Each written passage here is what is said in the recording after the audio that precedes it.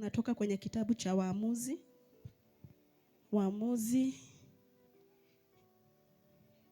11 kuanzia mstari wa kwanza hadi wa 11.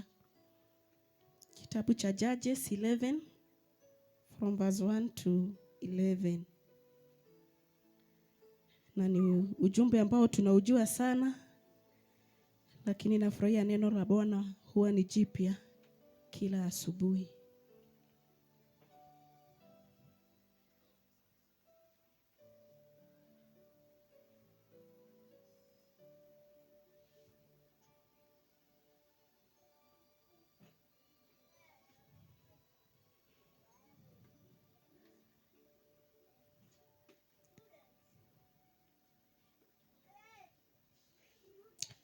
Waamuzi 11 kuanzia mstari wa kwanza. Mstari wa kwanza unasema hivi: basi huyo Yefitha Mgiriadi alikuwa mtu shujaa sana, naye alikuwa ni mwana wa mwanamke kahaba. Gileadi akamzaa Yefitha. Mkewe huyo Gileadi akamzalia wana, na hao wana wa mkewe hapo walipokuwa wakubwa, wakamtoa Yefitha na kumwambia, wewe hutarithi katika nyumba ya baba yetu, kwa sababu wewe u mwana wa mwanamke mwingine. Bwana asifiwe. Tunapotazama ujumbe huu, tunamuona mtu ambaye anaitwa Yefitha, na Biblia inasema kwamba alikuwa ni mtu ambaye alikuwa shujaa sana. Bwana asifiwe. Alikuwa ni mtu ambaye alikuwa shupavu, lakini Biblia imetuambia kwamba alikuwa ni mwana wa kahaba. Bwana Yesu asifiwe. Alikuwa ni mwana wa kahaba. Mstari wa pili ndio umetuambia kwamba babake alikuwa ni Gileadi. Bwana asifiwe. Na kwa kuwa alikuwa mwana wa kahaba, mke harisi ambao ni wa Gileadi akamzalia wana. Bwana asifiwe. Na wakati hao vijana walikuwa wakubwa, walimwambia Yefitha kwamba yeye hangerithi mali ya baba yao. Bwana asifiwe. Kwa kuwa yeye alikuwa ni mwana wa mwanamke mwingine. Bwana asifiwe. Tuendelee mbele.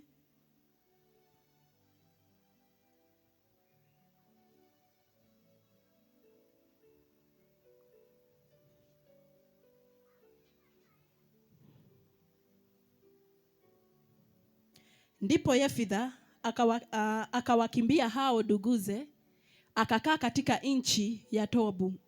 Nao watu mabaradhuri walikwenda na kushirikiana na Yefitha katika uvamizi wake, wakatoka kwenda pamoja naye. Bwana asifiwe. Wakati ndugu zake walimfukuza Yefitha, Biblia imetuambia kwamba alienda katika mji wa Tobu. Bwana asifiwe. Na kwa sababu huyu mtu alikuwa ni shujaa, Bwana asifiwe, alikuwa mtu Biblia imesema kwamba wakati alienda pale, Bwana asifiwe, pia kuna kikundi cha watu ambacho kiliungana naye. Bwana asifiwe. Mwathani arogoshwo. Kuna hawa vijana ambao waliungamana pamoja naye, wakawa wanatembea pamoja naye. Bwana asifiwe. Mstari wa 4. Ikawa baadaye wana wa Amoni wakapigana na Israeli.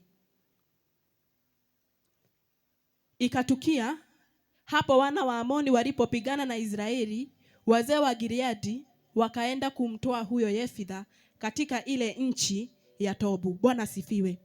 Tunamuona huyu kijana, Biblia imesema kwamba pale mstari wa kwanza alikuwa ni shujaa. Bwana asifiwe. Kwa hivyo huyu alikuwa ni mtu ambaye alikuwa amebobea kwenye vita. Bwana asifiwe. Kupitia huyu kijana, yani alikuwa akipigana vita na kunatokea ushindi. Bwana asifiwe. Lakini ndugu zake wakamfukuza. Bwana asifiwe. Na akaondoka na kuenda kuishi mji wa Tobu. Biblia imesema kwamba baada ya muda fulani, Bwana asifiwe, kukawa na vita. Bwana asifiwe. Wana wa Amoni wakataka kupigana na wale wana wa Israeli. Bwana asifiwe. Na Biblia imesema kwamba basi wazee wa kile kijiji ikabidi wamuendee Yefitha ili aje akawapiganie. Bwana asifiwe. Mstari wa 6.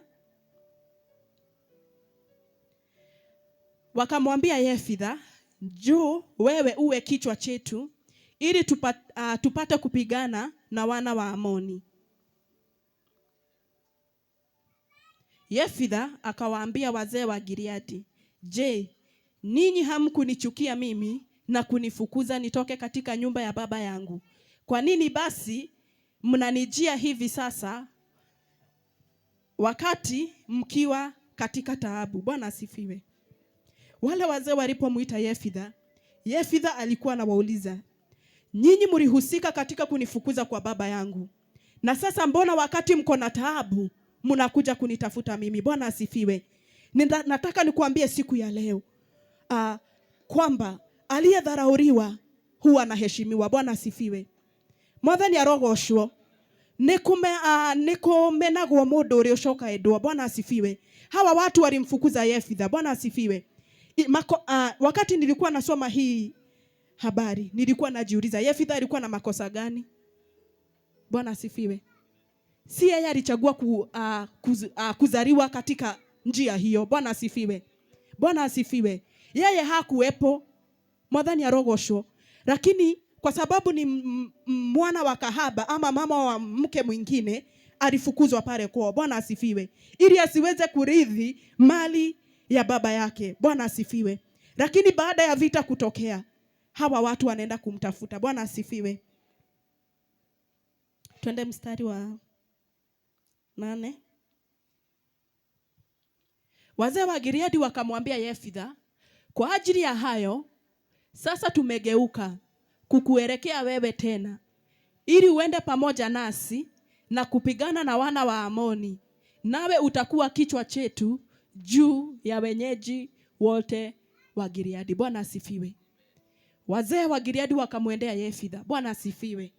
Na wakamwambia kwamba kwa sababu ya hilo, Bwana asifiwe, lile tukio ambalo lilikuwa limetokea, wakamwambia kwamba sasa tutakufanya kuwa kichwa. Bwana asifiwe. Na sio kichwa tu, tutakufanya kuwa wewe ndio kichwa cha wenyeji wote wa Gileadi. Bwana asifiwe. Alikuwa amefukuzwa pale kwa boma yao. Bwana asifiwe. Lakini sasa wakati anarudishwa, Bwana asifiwe, neno linatuambia kwamba amefanyika kuwa mkuu. Bwana asifiwe. Wa kile kijiji chote. Bwana asifiwe.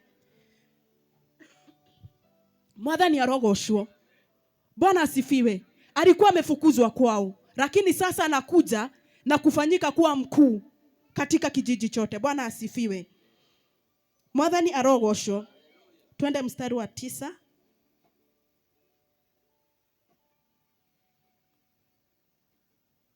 Basi Yefitha akawaambia wazee wa Gileadi, kama mngenirejesha kwetu tena ili kupigana na wana wa Amoni, naye Bwana akawatoa mbele yangu, je, nitakuwa kiongozi wenu? Wazee wa Gileadi wakamwambia Yefitha, yeye Bwana atakuwa shahidi kati yetu. Hakika yetu tutafanya sawasawa na neno lako. Ndipo Yefitha akaenda pamoja na wazee wa Gileadi, na hao watu wakamfanya awe kiongozi tena mkuu juu yao, naye Yefitha akanena maneno yake yote mbele ya Bwana huko Mispa. Bwana asifiwe. Tumemwona huyu kijana. Bwana asifiwe. Na tumesikia habari yake. Haleluya. Tumeona vile ambavyo aliweza kufukuzwa kwao ili asiweze kurithi mali. Na kwa hakika huyu kijana alipaswa kurithi mali ya babake. Bwana asifiwe. Maana yule alikuwa ni baba yake halisi. Mwathani arogoshwo. Lakini hawa vijana wamemfukuza. Mwathani arogoshwo. Lakini sasa wakati huu wanamhitaji yule kijana, kwa sababu alikuwa ni shujaa, ili aje apigane. Bwana asifiwe. Mwathani arogoshwo. Nataka kukuambia nini siku ya leo? Usijali kwa wale ambao wanakudharau. Bwana asifiwe. Usijarishwe na wale ambao wanakuona kuwa ni duni. Bwana asifiwe. Maana kuna wakati ambapo itafika wakuhitaji. Bwana asifiwe. Kuna wakati watataka kuitanishwa na wewe. Bwana asifiwe. Wale ambao walikufukuza ili usiitanishwe nao, kuna wakati watakutafuta ili waweze kuitanishwa na wewe. Bwana asifiwe. Mwathani arogoshwo. Tunaona hawa watu wa Gileadi baada ya vita, wakati wa Amoni waliwainuria vita ilibidi waende wakamtafute Yefitha. Bwana asifiwe. Yule kijana ambaye walikuwa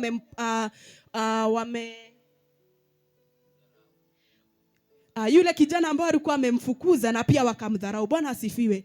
Na wakati huu walikuwa wanamhitaji. Bwana asifiwe. Na nilikuwa nafurahishwa na Yefitha. Bwana asifiwe. Kwa sababu aliwaambia, nyinyi ndio mlinifukuza, na sasa kama mtanirudisha, hamtanirudisha hivi tu. Bwana asifiwe. Lazima mkubali mimi niwe mkubwa wenyu. Lazima mtakubali mimi niwe kiongozi wenyu. Bwana asifiwe. Mwathani arogocwo. Maana mlinifukuza, lakini sasa mmekuja kunitafuta. Bwana asifiwe. Mwathani arogocwo. Hili jambo lilikuwa linanifurahisha sana. Ni kweli walimfukuza, lakini sasa wakati mnamhitaji, wakati walimhitaji, lazima mkaweze kuniheshimu. Bwana asifiwe. Nitakuwa mkubwa wenyu. Na si mkubwa tu wa hawa vijana wa baba yangu, na si kwa jamaa yangu pekee, bali kwa huu mji mzima. Bwana asifiwe. Mwathani arogocwo. Walimfukuza lakini walimhitaji. Bwana asifiwe. Haijarishi wakati Mungu anamchagua mtu, haijarishi haangalii background. Bwana asifiwe. Maana hakuangalia kwamba yule Yefitha alikuwa mwana wa kahaba, bali alitumia huyo. Bwana asifiwe. Maana kile ambacho kinadharauliwa Mungu huwa anakitumia ili akaweze kupewa utukufu. Bwana asifiwe. Alitumia Yefitha, kijana ambaye alikuwa amedharauliwa, kijana ambaye alikuwa ameonekana kwamba yeye ni duni, yeye hafai. Bwana asifiwe. Lakini huyo kijana ndiye anatumiwa ili aende akapigane vita. Bwana asifiwe. Mwathani arogocwo. Kulikuwa na watoto wengi ambao walikuwa wamezaliwa na njia ya kihalali. Bwana asifiwe. Sijui kama nafaa kusema hivyo, lakini hao Bwana hakuwatumia. Kwa hivyo haijalishi ulikuja katika ulimwengu huu na njia gani. Bwana asifiwe. Haijalishi wazazi wako ni kina nani, lakini Bwana atakutumia wewe. Bwana asifiwe. Wewe ambao unaonekana kwamba wewe ni duni, wewe ambao unaonekana kwamba haufai. Bwana asifiwe. Hicho ambacho hakifai ndicho Bwana huwa anatumia ili jina lake likaweze kuheshimiwa. Mwathani arogocwo. Bwana Yesu asifiwe. Haijalishi hali yako. Bwana asifiwe. Ni kweli wamekudharau, usijidharau. Bwana asifiwe. Maana wakati walimdharau Yefitha, wakati alienda pale, hakukaa hivyo tu. Bwana asifiwe. Alienda na akatafuta vijana wake. Bwana asifiwe. Vijana ambao walikuwa wanaenda naye. Bwana asifiwe. Kwa sababu huyu alikuwa kiongozi. Alikuwa amechaguliwa kama kiongozi. Kwa hivyo wakati hata alienda pale, lazima angekuwa na watu wa kuongoza. Bwana asifiwe. Na ndiposa tunaona kwamba kuna vijana ambao waliweza kumfuata. Mwathani arogocwo. Bwana Yesu asifiwe. Basi wakamtafuta. Pia nawe watakutafuta. Bwana asifiwe. Pia nawe watakutafuta. Mwathani arogocwo. Watakutafuta waitanishwe na wewe. Bwana asifiwe. Watakutafuta ili tu. Mwathani arogocwo. Ni magagwetha. Mwathani arogocwo. Nigetha tumetanio nawe. Owe mamenire. Bwana asifiwe. Owe monire totangituika. Bwana asifiwe. Maana wakati mwingine watu huwadharau watu tu kwa kuwaona. Bwana asifiwe. Ti undu wikite mundu no akorora githithi akunyira. Bwana asifiwe. Ona totari undu totangituika kindu. Bwana asifiwe. Lakini wewe ndio Bwana atatumia. Bwana asifiwe. Mwathani arogocwo. Wakati mwingine tunajipata tunatoka katika familia sijui nitasema aje hii. Niseme wewe na ndugu zako inaonekana wewe tu ndiye uko chini sana kimaisha. Bwana asifiwe. Mwathani arogocwo. Na wakati mwingi pale, wakati tuseme kuna mkutano wa kijamii. Bwana asifiwe. Na wewe ndio uko chini sana. Bwana asifiwe. Hata uwe na usemi. Mwathani arogocwo. Tuseme hata uko na sijui nitasema tuge ati wina buthi. Bwana asifiwe. No nduri na kindu. No menya ndocio matinge guthikiriria. Bwana asifiwe. Ona uge waku kurio ndonekaga tari kindu. Bwana asifiwe. Kwa sababu wamekudharau. Mwathani arogocwo. No ucio maratharau hindi imwe ni atuikaga wa kwendeka. Bwana asifiwe. Bwana Yesu asifiwe. Ni tondu kai Ngai witu ariu. Bwana asifiwe. Mungu huwa anakuja kuinua watu wake, na kukosa siku ya leo si kusema kwamba kesho hautakuwa nayo. Mwathani arogoshwo. Kukua uko chini siku ya leo si kusema pia kesho utakuwa chini. Mwathani arogoshwo. Wakati mwingine hata tunakuwa unajipatanga uko na wena mbuthi. Yani wena kaundu ungirehe thiini wa family yo na nigetha kumaruta thiini wa undu fulani. No ona warie monaga tari kunegena uranegena. Bwana asifiwe. No hindi ria Ngai akaria thiini wa muturire waku. Bwana asifiwe. Hao wengine utakao nena baada yako itakuwa ni makerere. Mwathani arogoshwo. Bwana asifiwe. Walimdharau. Lakini hawakujua kwamba kuna siku ambayo itafika wamhitaji. Bwana asifiwe. Kuna wakati ambao utafika wahitaji ule msaada wake. Bwana asifiwe. Kwa sababu walitafuta msaada mahali kwingine kote wakakosa. Bwana asifiwe. Na ule msaada ungepatikana tu kwa Yefitha. Yule ambaye walimdharau. Yule ambaye walimfukuza. Bwana asifiwe. Mwathani arogoshwo. Nataka nikakuambia siku ya leo kwamba kuna wakati ambao utafika. Wale ambao walikuona kuwa wewe ni duni, wale ambao walikuona kwamba wewe haufai, wakutafute. Bwana asifiwe. Watafute msaada wako. Watafute mawaidha kutoka kwako. Bwana asifiwe. Ile mawaidha ambao walipuuza, waje kuitafuta kwako mara tena. Mwathani arogoshwo. Bwana asifiwe. Na wakati ule ambao watakutafuta, hawatakutafuta tu hivi. Mwathani arogoshwo. Nimagakorwo na to haria mari magugwetha na makuhenga thingi iguru ya area wari nayo. Mwathani arogoshwo. Bwana asifiwe. Maana Yefitha alikuja kuwa kiongozi wa ule mji itura igima. Mwathani arogoshwo. Si kwa babake tu pale ambapo alikuwa amefukuzwa. Bwana asifiwe. Na wakati walimkujia ni kweli Yefitha alienda kwenye vita na akashinda. Bwana asifiwe. Na akawaambia, na ndiposa wale wazee walikuwa wanaapa na kusema kwamba tunaapa kwamba ni kweli. Bwana asifiwe. Maana Yefitha alitaka wakati atatoka pale awe na uhakika wa kwamba lile jambo litatimia. Si kwamba mniite niwapiganie alafu nikirudi pale mnigeuke. Lazima mtaweza kuapa. Mwathani arogoshwo. Bwana Yesu asifiwe. Nilikuwa natazamia mtu mwingine katika kitabu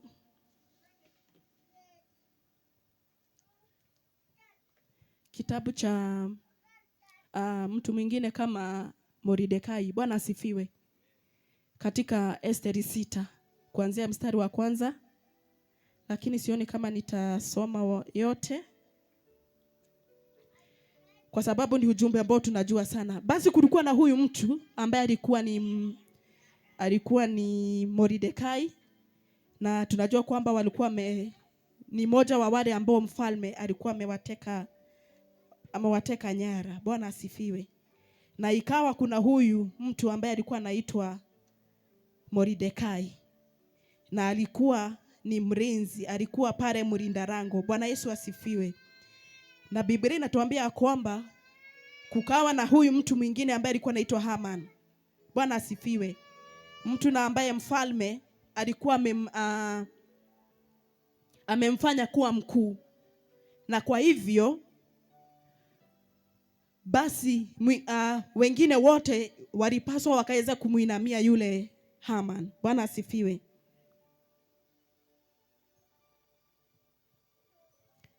Mwathani arogoshwo. Na najaribu kunini ndio tufike hiyo mstari wa 6.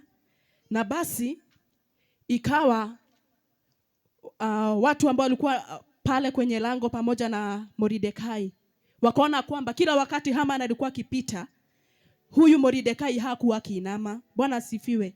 Na hakuwa akimheshimu yule Haman. Na kwa hivyo wakamuuliza, naye akawaambia kwamba mimi ni Myahudi. Bwana asifiwe. Na kwa hivyo siwezi nikamuinamia Haman. Mwathani arogoshwo. Basi ikafikia wakati wale watu wakataka kumshtaki Mordekai kwake Haman, na wakafanya vile. Bwana asifiwe. Naye Haman akaghadhabika sana, na kwa kuwa alikuwa amejua kwamba yeye ni Myahudi, akaamua kwamba atamaliza si Mordekai pekee. Bwana asifiwe. Mbali ni Wayahudi wote katika ule mji. Mwathani arogoshwo. Mstari wa 6 Esteri 6. Ningetaka tuanzie tu mwanzo.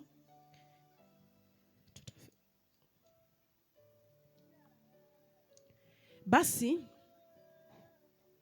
usiku ule mfalme hakupata usingizi.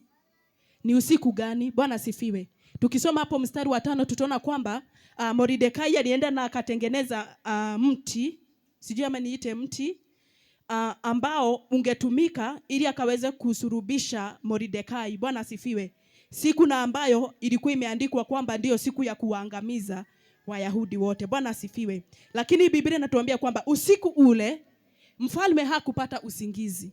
Akaamuru aretewe kitabu cha kumbukumbu, nacho kikasomwa mbele ya mfalme. Ikaonekana kuwa imeandikwa ya kwamba Mordekai aliwasema Bidhana na Tereshi, wasimamizi wawili wa mfalme, katika hao waliolinda mlango, waliotaka kumuua mfalme Ahasuero. Mfalme akasema, je, ni heshima gani au hadhi gani Mordekai aliyofanyiwa kwa ajili ya hayo? Watumishi wa mfalme waliomhudumia wakamwambia, hakuna alilofanyiwa. Mfalme akasema, yupo nani behewani? Ikawa Hamani alikuwa ameingia katika ua wa nje ya nyumba ya mfalme, aseme na mfalme ili kumtundika Mordekai juu ya mti ule aliyomwandalia. Basi watumishi wa mfalme wakamwambia, tazama, Hamani yupo amesimama behewani. Mfalme akasema, na aingie. Basi Hamani akaingia. Mfalme akamwambia, afanyiwe nini yule ambaye mfalme apenda kumheshimu? Hamani akasema moyoni mwake, ni nani ambaye mfalme apenda kumheshimu kuliko mimi? Basi Hamani akamwambia mfalme, yule ambaye mfalme apenda kumheshimu na aletebe mavazi ya kifalme ambayo mfalme amezoea kuyavaa, na farasi ambaye mfalme humpanda mwenyewe, ambaye ametiwa taji la kifalme kichwani. Na yale mavazi ya yule farasi akabidhiwe mkononi mojawapo ya wakuu wa mfalme aliye mstahiki, ili makusudi amvike yule ambaye mfalme apenda kumheshimu, na kumpandisha juu ya farasi na kumtembeza kupitia njia kuu ya mjini, na kupiga mbiu mbele yake kusema, hivi ndivyo atakavyofanyiwa mtu yule ambaye mfalme apenda kumheshimu.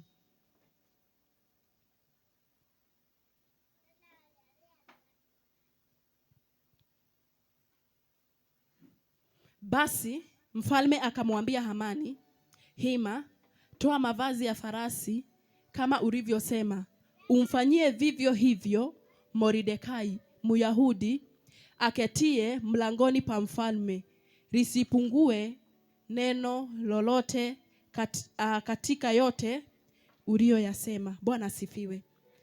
Mwadhani ya rogosho. Tumepata ya kwamba wakati ambao Mordekai alipaswa kusurubiwa ama kuuawa kwenye ule mti, huo usiku naye mfalme anakosa usingizi. Bwana asifiwe.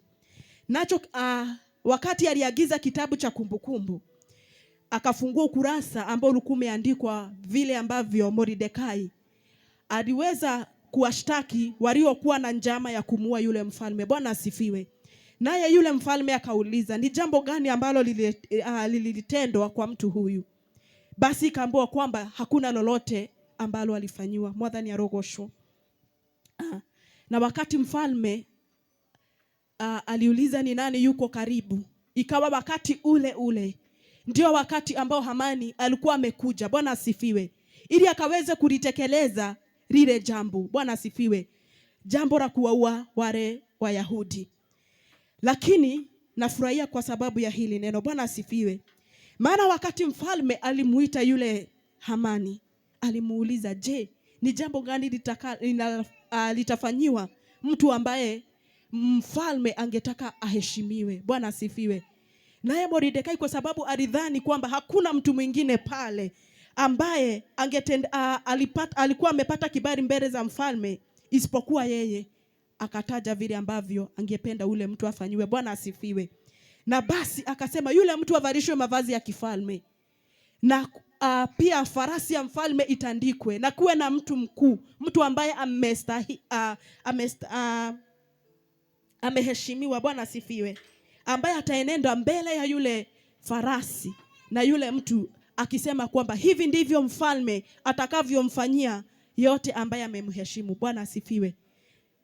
Na basi mfalme akamwambia, kama vile ulivyosema, na lisipungue lolote, ende ukamtendee yule mtu ambaye yuko kwenye lango. Bwana asifiwe. Mwathani arogosho.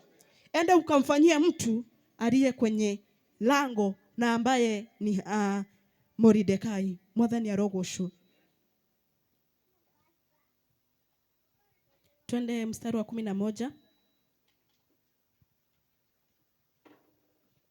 Ndipo Hamani alipoyatoa mavazi na farasi, akamvika Mordekai yale mavazi, akampandisha juu ya farasi na kumtembeza kupitia njia kuu ya mjini, akapiga mbiu mbele yake. Hivyo ndivyo atakavyofanyiwa mtu yule ambaye mfalme apenda kumheshimu. Kisha Mordekai akarudi kwenye lango la mfalme, bali Hamani akaenda mbio nyumbani kwake akiomboleza na kichwa chake kimefunikwa. Bwana asifiwe. Mwathani arogosho. Basi Mordekai akatolewa kwenye lango. Bwana asifiwe. Akavishwa mavazi ya kifalme, akapandishwa juu ya farasi. Bwana Yesu asifiwe. Na akapelekwa kwenye njia kuu ya ule mji. Mwathani arogosho. Na Hamani akaenda akipiga mbiu mbele yake. Mwathani arogosho. Hivi ndivyo atakavyofanyiwa yule ambaye mfalme angetaka kumheshimisha. Mwathani arogosho. Mundu wari oragwo, ruriri rwari ruthire. Mwathani arogosho. No riu mundu uyu aratwarwo itura-ini, na to gutwarwo tu. Mwathani arogosho. Amevalishwa mavazi ya kifalme na pia amepanda kwenye farasi ya mfalme. Bwana asifiwe. Mwathani arogosho.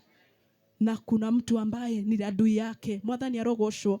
Adui yako ndio atakayetumika kukuheshimisha. Mwathani arogosho. Ucio kunyararite, ucio no yakahuthika gutumura kanua auge titheru Ngai niekeire mundu uyu. Mwathani arogosho. Bwana asifiwe. Huyu ambaye anakuona kwamba wewe ni duni, huyo ndio tu Bwana atatumia ili akaweze kujulisha wengine kwamba Bwana amekutendea, kwamba Bwana amefika kwako. Mwathani arogosho. Bwana Yesu asifiwe. Wale ambao huwa wanauliza Mungu atakuja lini, wakati atakuja, hao ndio watatumika kusema ni kweli tumemwona Mungu wa fulani amemjia. Mwathani arogosho. Bwana asifiwe. Hamani akaheshimishwa. Mwathani arogosho. Biblia imesema kwamba wakati lile jambo lilimalizika, Mordekai alirudi kwenye lango, naye Hamani akaenda kwake akiwa kichwa kimeinama. Mwathani arogosho. Maana wakati katika kutengeneza ule mti alikuwa amemwambia bibi yake na pia marafiki zake wengine. Mwathani arogosho. Na sasa amerudi, ameenda pale nyumbani. Bwana asifiwe.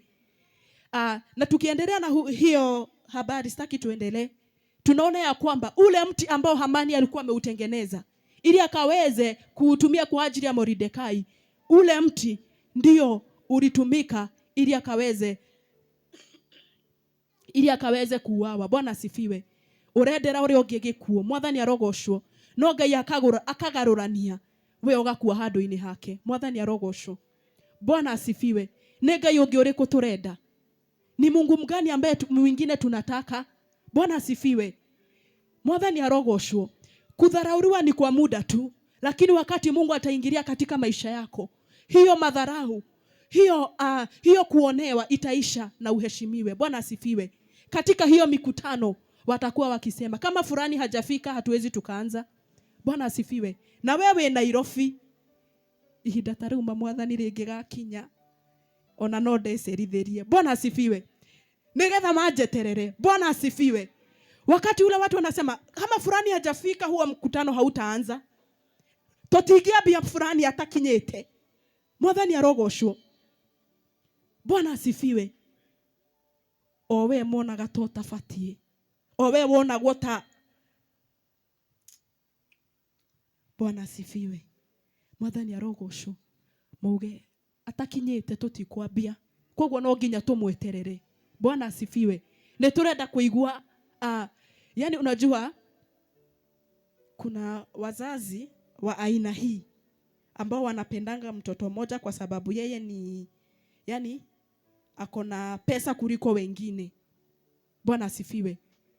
Yani ukaigua mushiari muroga nitweke asangania ndari arakinya. Yani wewe uko na usemi kwa sababu uko na pesa. Bwana asifiwe. Yani mzazi anakupendelea kwa sababu anajua wewe uko na pesa. Mwathani arogoshwo. Hivyo ndivyo itafanyika kwetu. Bwana asifiwe. Hĩndĩ ĩrĩa Ngai agatucerera makaugaga ũndũ ũcio ndũngĩthiĩ na mbere angĩkorwo ng'ania ndarĩ haha. Hata kama ni jambo linahitaji kupitishwa, kwanza wakupigie simu. Eke twambe tuhũrĩre ng'ania etĩkĩra ni sawa, arega ni sawa. Bwana asifiwe. Mwathani arogoshwo kwa sababu anaheshimiwa ambaye amedharauriwa. Bwana asifiwe. Mwathani arogoshwo. Kuna mwingine na ambaye sitasoma, ni mtu ambaye alikuwa anaitwa Ruth katika Biblia. Bwana asifiwe. Wakati walitoka na Naomi na wakaja na Naomi katika mji wa Bethlehem Juda, Biblia inasema kwamba Ruth aliondoka na kwenda kwenye migudaini kwenye mashamba. Bwana asifiwe. Alikuwa akiokota shairi sietakuwa tena Githweri Ngai. Bwana asifiwe. Alikuwa akiokota nyuma ya wengine. Bwana asifiwe. Lakini siku moja ikafika. Bwana asifiwe. Na mtu ambaye alikuwa anaitwa Boazu akamuona. Bwana asifiwe. Akasema kwamba aruhusiwe si aokote kule, bali akuje mpaka kwenye hizi zingine. Mwathani arogoshwo. Haleluya. Na Biblia inasema kwamba baadaye alifanyika kuwa mwenye shamba. Bwana asifiwe. Mwathani arogoshwo. Gutiramakania uri ohana tha ici. Gutiramakania haria muturire ugukinyitie. Mwathani arogoshwo. Hindi ria Ngai tu akagucerera, hindi ria Ngai akaingirira thiini wa muturire waku. Bwana asifiwe. Acio maronaga ukirogota matigio. Bwana asifiwe. No magakuona ukiria hamwe na anene. Mwathani arogoshwo. Bwana asifiwe. Maana Mungu huwa anaandaa meza na ataiandaa mbele za maadui zako. Bwana asifiwe. Hata anda Mwathani arogoshwo agaguthondekera metha kuri aria acio makunyururagia, acio monaga totari kindu ngituika, akathondeka metha haria makona ukiria no kinyua. Bwana asifiwe. Mwathani arogoshwo. Mahali ambapo wataona ukikula na ukikunywa. Bwana asifiwe. Pamoja na wafalme. Bwana asifiwe. Mwathani arogoshwo. Sitaki kuendelea sana, lakini nataka tumalize na maandiko ya kwenye kitabu cha Isaiah 60:14.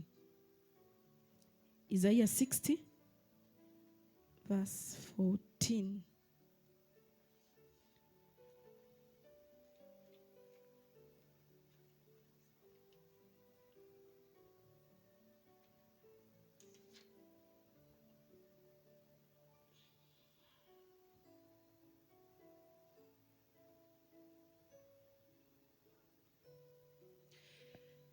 Na wana wa watu wale waliokutesa watakuja kwako na kukuinamia. Mwathani arogoshwo. Sio mimi nimesema, ni Biblia. Kwamba wana wa watu wale waliokutesa, watu wale waliokudharau, watu waliokudunisha, Bwana asifiwe, watakuja kwako na kukuinamia. Nao wote waliokudharau watajinamisha katika nyayo za miguu yako. Nao watakuita mji wa Bwana, Sayuni wa mtakatifu wa Israeli. 15. Na kwa kuwa umeachwa na kuchukiwa, hata ikawa hapana mtu aliyepita ndani yako, nitakufanya kuwa fahari ya milele, furaha ya vizazi vingi. utanyonya maziwa ya mataifa, utanyonya matiti ya wafalme, nawe utajua ya kuwa mimi Bwana ni Mwokozi wako na mkombozi wako, mwenye enzi wa Yakobo. Bwana asifiwe. Mwathani arogosho. Kuna kitu hapo nahitaji kuelezea, si mumeelewa? Ile tutianyita kuma 14 kwamba wao waliokuchukia Bwana atafanya wana wao wakujie. Bwana asifiwe. Pale ambapo ulikuwa umetupwa, pale ambapo ulikuwa umefukuzwa, Bwana atafanya hao waliokudharau waje wakuinamie katika nyayo za miguu yako. Bwana asifiwe. Watakuita mji wa Bwana. Bwana asifiwe. Hau ni haria tokuga, ni haria makauga undu ndungihĩtũkio ng'ani atari arakinya. Bwana asifiwe. Ng'ani etekera, ona ithuĩ nĩ twetekera na arega nĩ twarega. Bwana Yesu asifiwe. Mwathani arogocwo na itendeke hivyo katika maisha yetu. Bwana asifiwe. Tumedharauliwa kwa muda mrefu sana. Wacha sasa, huu ni wakati wetu wa kuheshimika. Bwana asifiwe. Tumekuwa chini sana. Tumeona tukiwa chini. Wacha sasa watuone tukiwa tumeinuka. Bwana asifiwe. Mwathani arogocwo. Bwana Yesu asifiwe. Ni kweli wanaokudharau, kama vile mwimbaji alisema, watakusalimia kwa heshima. Bwana asifiwe. Mwathani arogocwo. Sioni kama nitaweza kuendelea, maana hilo neno si ngumu.